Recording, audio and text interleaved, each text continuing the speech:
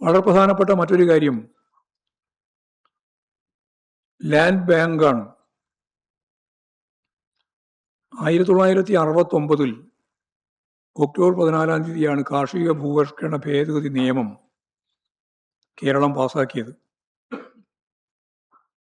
അതിൻ്റെ തുടർച്ചയിൽ അത് നടപ്പിലാക്കാൻ വേണ്ടി നടത്തിയ ശ്രമത്തിൻ്റെ ഭാഗമായി വലിയ പോരാട്ടങ്ങളും സമരങ്ങളും രക്തസാക്ഷിത്വങ്ങളും ഒക്കെ ഉണ്ടായിട്ടുണ്ട് 1970 മുതൽ.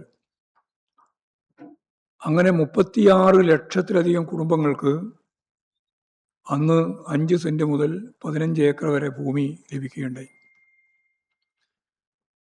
ആ 69 കഴിഞ്ഞ് നിയമം പാസാക്കി കഴിഞ്ഞപ്പോൾ ആ ഗവൺമെൻറ് പോയി. ആ ഗവൺമെൻറ് പോയതിന് ശേഷം പിന്നെ വന്ന ഗവൺമെൻറ്റുകൾ കാർഷിക ഭൂപരിഷ്കരണ ഭേദഗതി നിയമത്തിൻ്റെ കൃത്യമായ ആനുകൂല്യങ്ങൾ, ഭൂമി ഉൾപ്പെടെ, നേരത്തെ പറഞ്ഞ കുടികിടപ്പൊക്കെയാണ് കിട്ടിയത്. ലക്ഷക്കണക്കിന് ഭൂരഹിതരായ പട്ടികജാതി പട്ടികവർഗ വിഭാഗമുണ്ട്, ദരിദ്ര കൃഷിക്കാരുണ്ട്, കർഷക തൊഴിലാളികളുണ്ട്. ഇവർക്കെല്ലാം ഭൂമി കിട്ടേണ്ടതാണ്. ആ ഭൂമി യഥാർത്ഥത്തിൽ ഇടതുപക്ഷ മുന്നണി ഗവൺമെൻറ് മാറി അധികാരത്തിൽ വന്ന ഗവൺമെൻറ് ഇഷ്ടദാനം ഉൾപ്പെടെയുള്ള വിവിധ പേരുകളിൽ മിച്ചഭൂമി ഇല്ലാതാക്കാനും അന്നത്തെ ജന്മിമാരുൾപ്പെടെയുള്ള ഭൂപ്രഭുക്കന്മാർ അന്നു മുതലേ കേസിൽപ്പെട്ട് ഉൾപ്പെടുത്തി നിൽക്കുകയും ചെയ്യുന്ന ഭൂമി ഉൾപ്പെടെ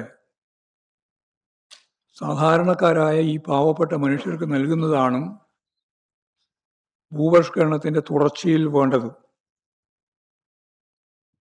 ഒരിഞ്ച് ഭൂമിയില്ലാത്ത പട്ടികവർഗ വിഭാഗമുണ്ട്.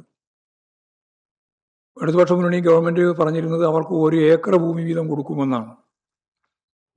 കുറേ കൊടുക്കാനായി, കുറേ കൊടുക്കാനായിട്ടില്ല. അപ്പോൾ അത്തരം ഗവൺമെൻറ്റിൻ്റെ കയ്യിലേക്ക് വരുന്ന ഭൂമികളെല്ലാം